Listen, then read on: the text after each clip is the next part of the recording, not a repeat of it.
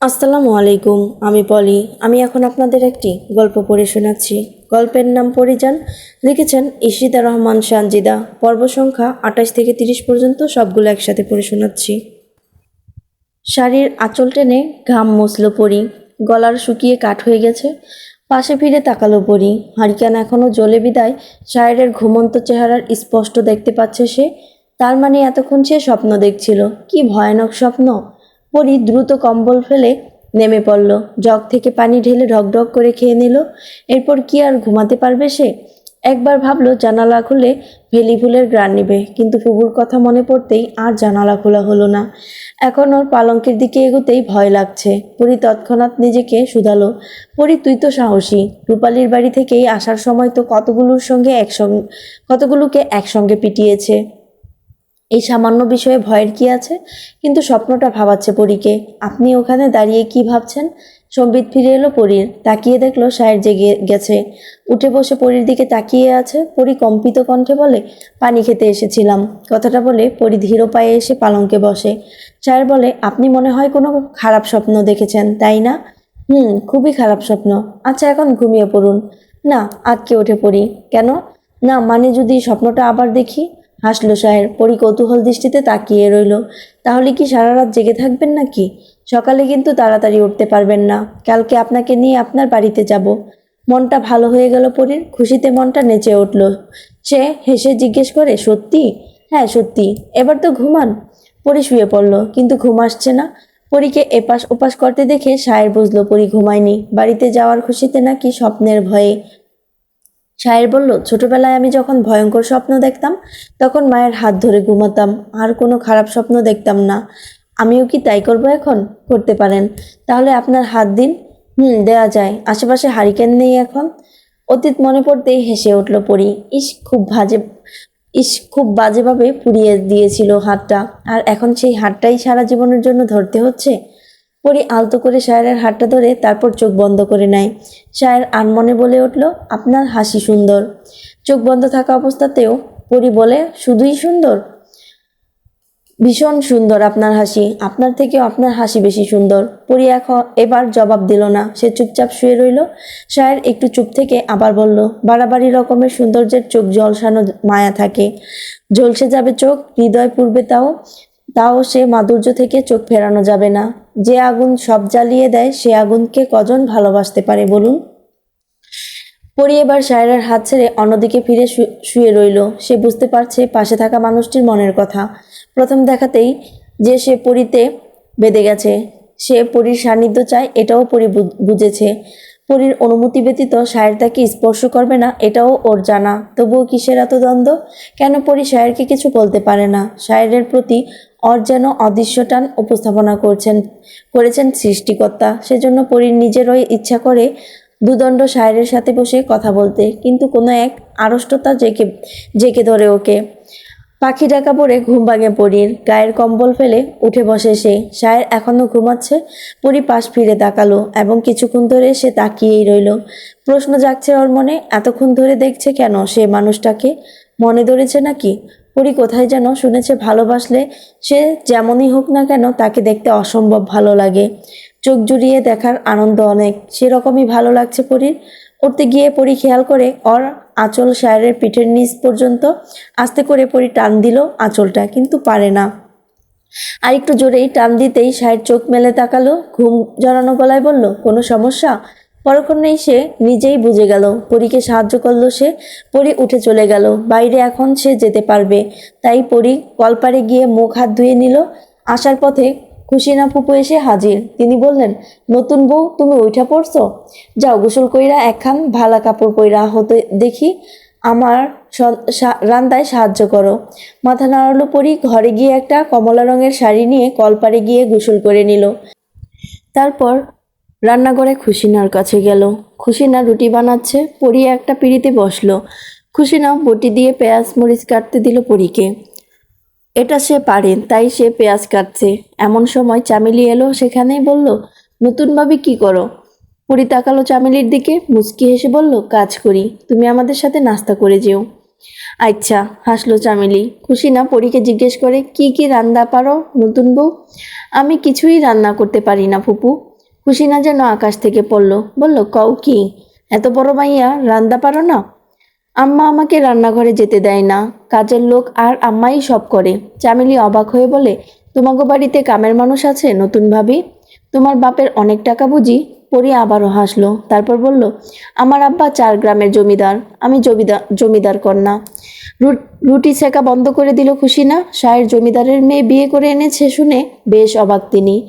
হ্যারোনাকে কতবার বলেছে যেন চম্পার সাথে শায়েরের বিয়ে দেয়। হ্যারোনা অনেক কথা শুনিয়েছিল তাকে, এখন খুশিনাও কথা শোনাবে ভেবেই তিনি মনে মনে খুশি হলেন। বললেন, রান্দা শিখবা আমার থাইকা? এখন বিয়া হইছে, আর কদিন পর পোলাপাইন হইব, নিজের সংসার নিজেরই তো দেখতে হইব। বেবাচেকা খেয়ে গেল পরি। এখনই বাচ্চার কথা বলছে এই মহিলা, না জানি পরে আর কি কি বলবে কে জানে।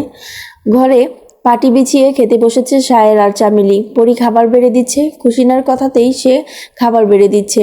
এই প্রথম সে এই খাবার বাড়ছে একজন স্ত্রী হিসাবে। চামেলি আর শায়ের খেতে বসেছে। সে পরীকে বলে, আপনি খাবেন না? আমি পরে খাবো ফুপুর সাথে, আপনারা খেয়ে নিন। শায়ের খাচ্ছে। চামেলি বলল, ভাই তোমরা আজ নতুন ভাবিগো বাড়িতে যাবা? শায়ের খেতে খেতে জবাব দিল, কিন্তু তোকে নিতে পারবো না। মুখটা কালো করে ফেলে চামেলি। সে তো যাবে বলেই কথাটা বলল, কিন্তু শায়ের আগেই বুঝে গেছে। পরি বলে, যাক না ও আমাদের সাথে, ও গেলে আপনাকে কথায় কথায় লজ্জিত হতে হবে। আগে ভালো করে কথা শিখুক, তারপর না হয় নিব। চামেলি কাঁদো কাঁদো গলায় বলে, কে কইছে আমি কথা পারি না? এই তো কথা বলতাছি, আমি খালি সুন্দর করে কথা কইতে পারি না, তাতে কি হইছে? আমারে কি নেওয়া যায় না? সবাই কি সব পারে? নতুন ভাবিও তো রান্না পারে না, তাহলে হ্যারে কেন নিবা কেন? চামেলির বোকা বোকা কথায় জবাব দিল না শায়ের। এই মেয়েটা এরকমই, কথা না বুঝে বলে ফেলে। পরি বলে, ঠিক আছে, তোমাকে আরেকদিন না হয় নিয়ে যাব।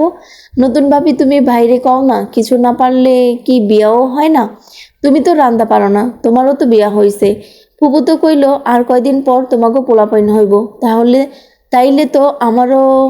কথা শেষ করতে পারল না চামেলি। শায়েরের কাশির শব্দে সে থেমে গেল। পরি স্তব্ধ হয়ে বসে আছে। শায়েরকে পানি দিতেও ভুলে গেছে সে। চামেলির কথায় শায়ের পরি দুজনেই হতভম্ব। চামেলি বলে, নতুনভাবে পানি দাও বাইরে। পরি তাড়াতাড়ি পানি দিল শায়েরকে। পানি খেয়ে শায়ের রাগী দৃষ্টিতে তাকালো চামেলির দিকে। বলল, এত কথা তোকে কে বলতে বলেছে? একটু চুপ থাকতে পারিস না তুই? খাওয়া শেষ না করেই শায়ের চলে গেল। পরির দিকে তাকানোর সাহস আর হলো না ওর।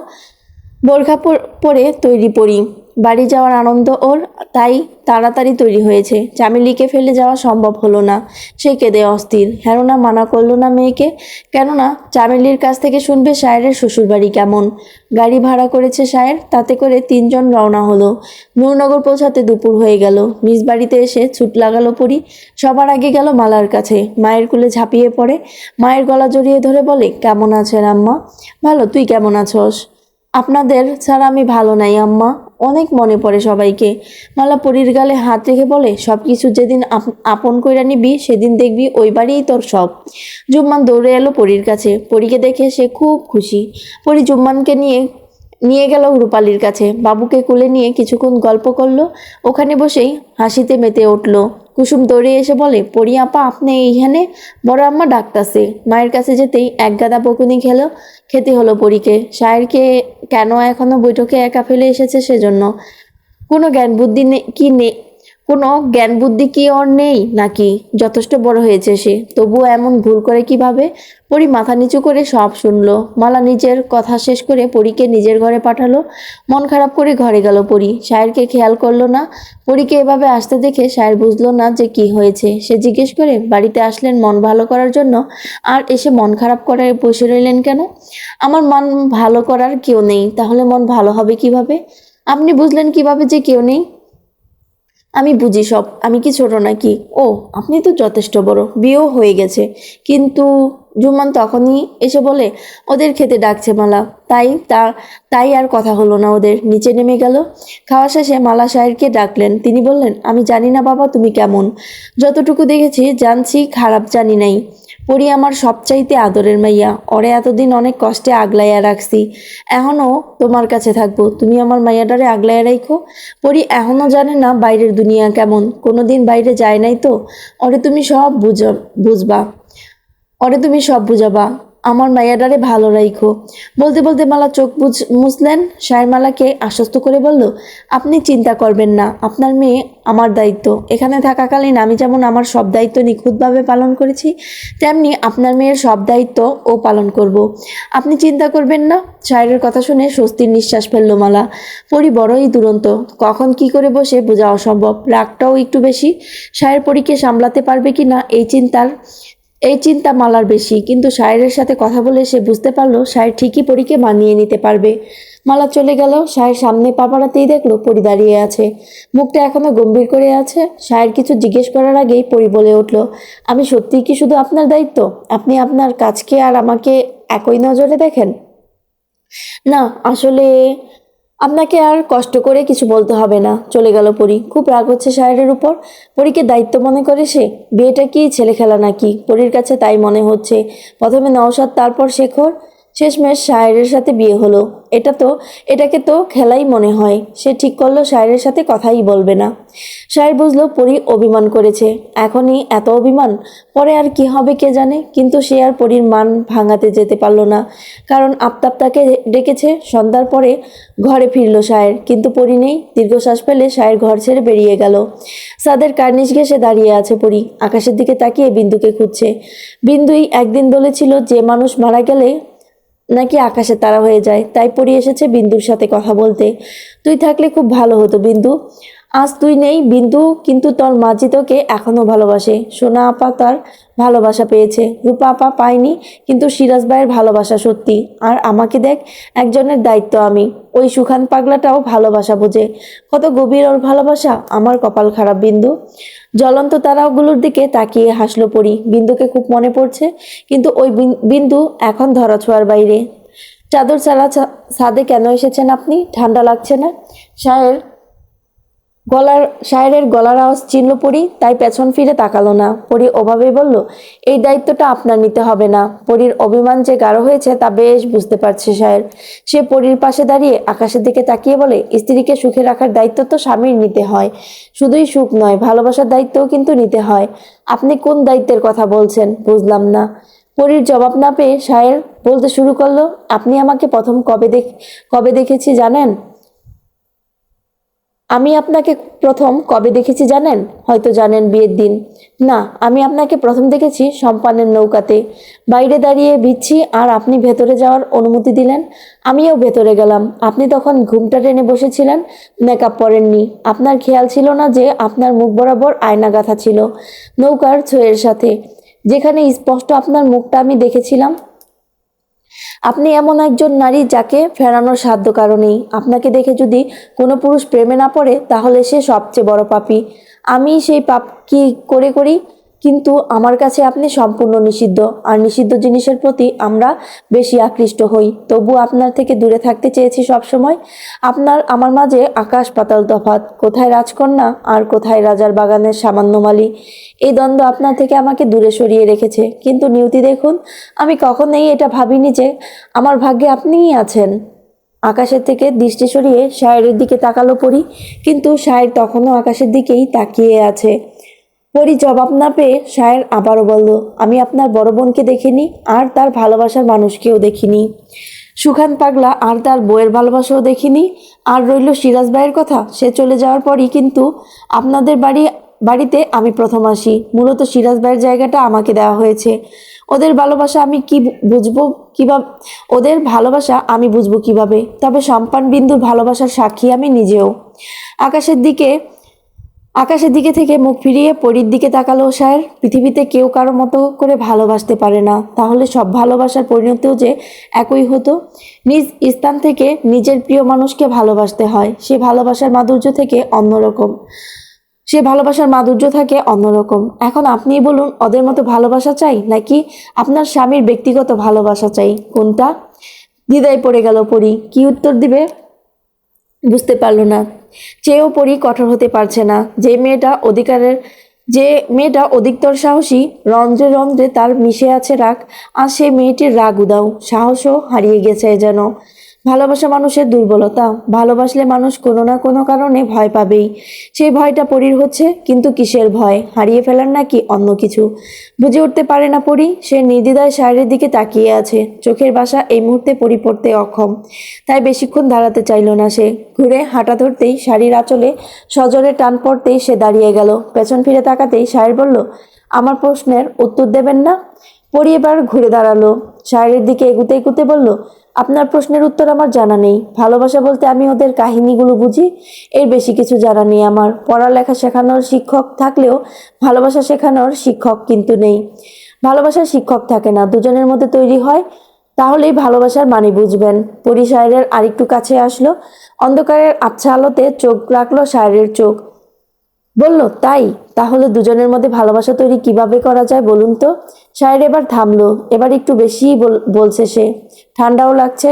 সে নিজেও চাদর আনেনি, তাই সে বলল, আজকে প্রয়োজনের তুলনায় বেশি শিখে ফেলেছেন, বাকিটা অন্য একদিন শেখাবো। শায়ের চলে আসতে গিয়ে থেমে গেল। পেছন ফিরে বলল, হাত ধরার অনুমতি দিবেন নাকি আঁচল ধরে টেনে নিয়ে যাব? মৃদু হাসে পড়ি। কুলে তুলে নিয়ে গেলে মন্দ হয় না। কাল বিলম্ব না করে চোখের পলকেই সে পরীকে কোলে তুলে নিল। পরী ভেবেছিল শায়ের তাকে কোলে নিবে না, কিন্তু সে পরীকে বিস্মিত করে দিয়েছে। পরী আজ শাড়ি পাল্টে নিজের ঘাগরা পরেছে। শাড়ি পরার তেমন অভ্যাস নেই তার, তাই আপাতত বাড়িতে এটাই পরুক। শীত নিয়ন্ত্রণ করা খুবই মুশকিল হয়ে আসছে বিদায় পরী শুয়ে পড়ল। কিছুক্ষণ পর দরজা খোলার শব্দে চোখটা বন্ধ করে ফেলে, যাতে শায়ের বুঝতে পারে পরী ঘুমিয়ে গেছে। কিন্তু চতুর পরী জানে না যে তার স্বামী তার থেকেও কম নয়। সব বুঝেও না বুঝার ভান করে শায়ের শুয়ে পড়ল। বেলি ফুলের সুবাসে চোখ মেলে তাকালো পরী। একটু আগেও তো ফুলের ঘ্রাণ পায়নি সে, এখন কোথা থেকে আসলো? ওপাশ ফিরতেই দেখলো শায়ের ফুলগুলো নেড়েচেড়ে দেখছে। নিজের অজান্তেই পরী ধরা দিয়ে বলে, ফুল কোথা থেকে আনলেন? আপনি ঘুমাননি? একটু আগেই তো দেখলাম ঘুমাচ্ছেন। ওই চোখ বন্ধ করে ঘুমানোর চেষ্টা করছিলাম, দেখি ফুলগুলো। পরী হাত বাড়াতেই শায়ের হাতটা সরিয়ে নিয়ে বলে, দেওয়া যাবে না। পরী এক প্রকার চিনিয়ে নিয়ে বলে, মালি সাহেব, আমার রাজ্যে থাকতে হলে আমার কথা মেনে চলতে হবে যে। আপনার একটাই কাজ আমার বাগানে ফুল ফোটানো। কাজ ঠিকমতো করতে পারলেই পুরস্কার পাবেন। তাই নাকি? তা পুরস্কারটা কি? সময় হলেই জানতে পারবেন মালি সাহেব। যথা আজ্ঞা রাজকুমারী। পরী হাসলো। শায়ের তাকিয়ে রইল পরীর দিকে। কপালে কিঞ্চিত ভাঁজ ফেলে পরী বলে, ওভাবে দেখছেন কেন? আপনার সাহস তো কম নয়। এর শাস্তি কি হতে পারে জানেন?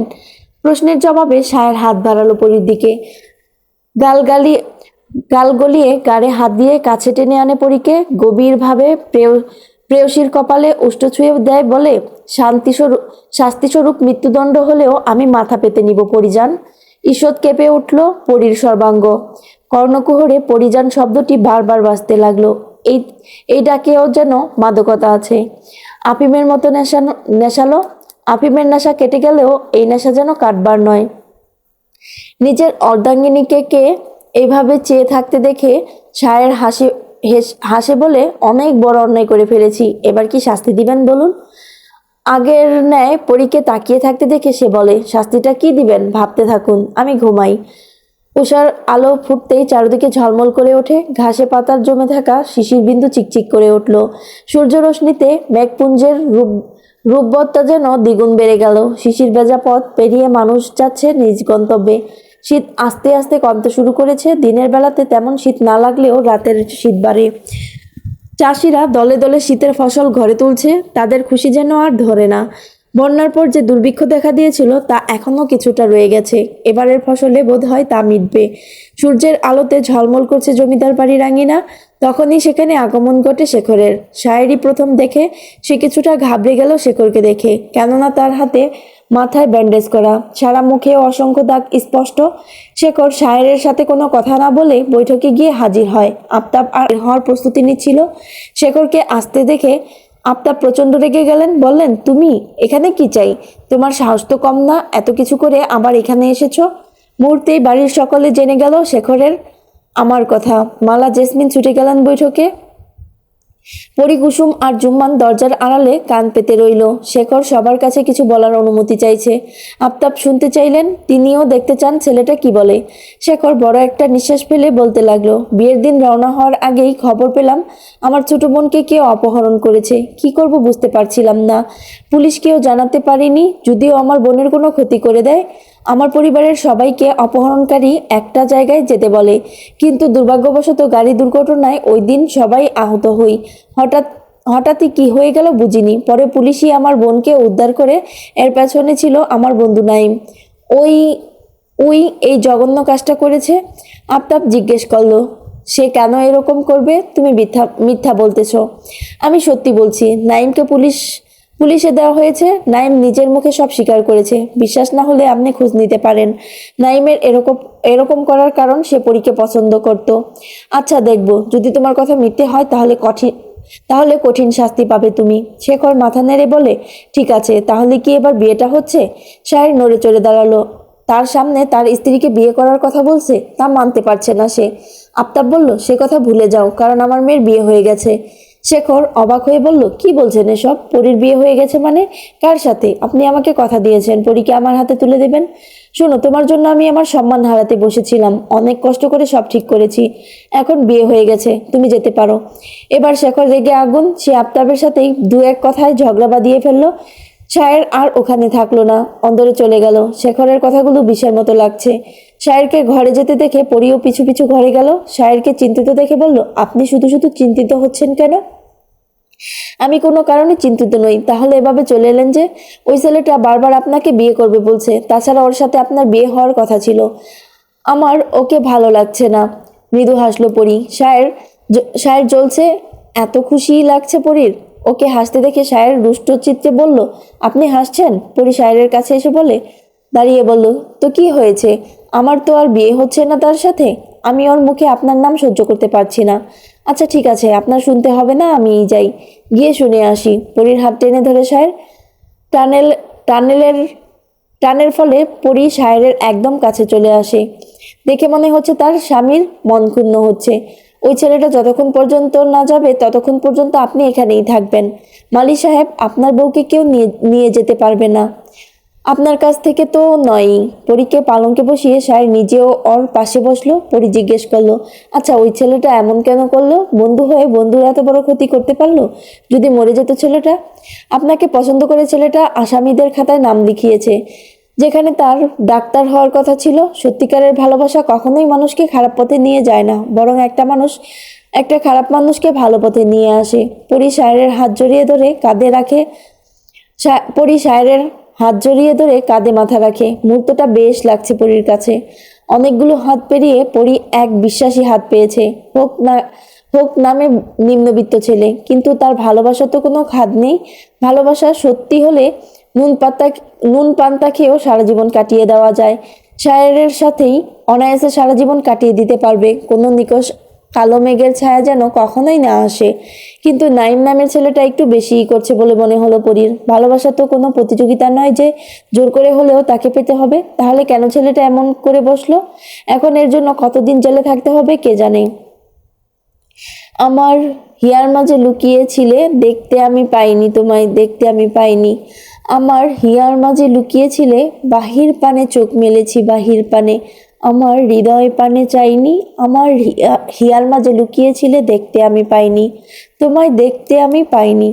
রবীন্দ্রসঙ্গীত গাইতে গাইতে রুমালের সেলাই খুলছে চম্পা। আর প্রিয় ব্যক্তিকে যখন দেওয়ার অধিকার নেই, তাহলে এসব রেখেই কি হবে? খুব যত্ন করে সে এগুলো বানিয়েছিল। সেলাইয়ের প্রতিটি ফুলে ছিল নিত্য নতুন অনুভূতি গাথা, যা সে শায়ের নামক পুরুষটির জন্য রেখেছিল। কিন্তু সে পুরুষটি আজ অন্য কারো দখলে। অন্য কারো হাসিতে সে তৃপ্তি পায়, অন্য কাউকে নিয়ে ভাবে। আগে যদি জানতো এই পুরুষটি তার হবে না, তাহলে কোনো অনুভূতি সে জমিয়ে রাখতো না, দিত না ওই পাষাণ পুরুষকে মন। শায়ের পরীকে বিয়ে না করলেও হেরোনা কিছুতেই শায়েরের কাছে চম্পাকে বিয়ে দিতেন না। দেখতে শুনতে তো মেয়েটা কম নয়। কমর ছড়ানো কর্ণ কালো চুল, ডাগর ডাগর চোখ, কি সুন্দর চেহারা। এমন সুন্দর মেয়েকে তিনি অর্থহীন এতিম ছেলের কাছে কেন বিয়ে দেবেন? তার মেয়েকে তিনি আরো বড় করে বিয়ে দিবেন। তবে যখন সে শুনেছে শায়ের জমিদারের মেয়ে বিয়ে করে ঘরে তুলেছে, তখন থেকেই হিংসা জ্বলে যাচ্ছেন।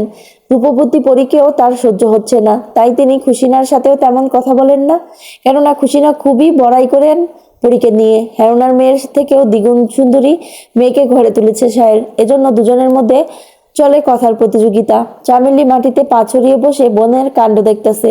সে ভালোবাসার অর্থ বোঝে না বলেই বোনের কষ্ট বুঝতে ব্যর্থ। তাই চেয়ে চেয়ে দেখছে পরী। চেয়ে চেয়ে দেখছে শুধু। পরীদের বাড়ি থেকে সে অনেক গল্পই বলেছে পরীর বাড়ি সম্পর্কে, চম্পা শুধু শুনেছে। বারান্দার মাটির তৈরি সিঁড়িতে চম্পা আর বারান্দার মেঝেতে চামেলি বসে আছে। পরী সেখানে আসতেই চামেলি খুশি হলো, তবে চম্পা পরীর উপস্থিতি পেয়েও নিজের কাজ করতে লাগলো। পরী কিছুক্ষণ চম্পার দিকে তাকিয়ে থেকে চামেলিকে বলল, ঘরে একা একা লাগছিল তাই তোমার কাছেই ফুপু পাঠালেন। চামেলির বদলে চম্পা বলে, কেন শেরান ভাই কই? না, উনি তো বাজারে গেছে, আসতে দেরি হবে। পরীর মুখে উনি শব্দটা শুনে মৃদু হাসলো চম্পা। চামেলি উঠে এসে পরীর হাত ধরে টেনে ঘরে নিয়ে গেল। পরীর চৌকির উপর বসিয়ে নিজেও বসলো। তারপর বলল, নতুন ভাবি আপনার লগে কথা কইও না। আপনার মন ভালা না? দেখো না, শেরান ভাইয়ের লাইগা রুমাল বানাইছে, এখন আবার খুলতাছে। ওনার জন্য রুমাল বানিয়েছে কেন? পরি বুঝেও না বোঝার ভান করলো, যাতে চামেলি সব কথা বলে। আর কইও না নতুন ভাবি, খুশি না? ফুপুমারে কত কইলো শেরান ভাইয়ের লগে আপনার বিয়া দিতে, কিন্তু মা তোর রাজি হয় না।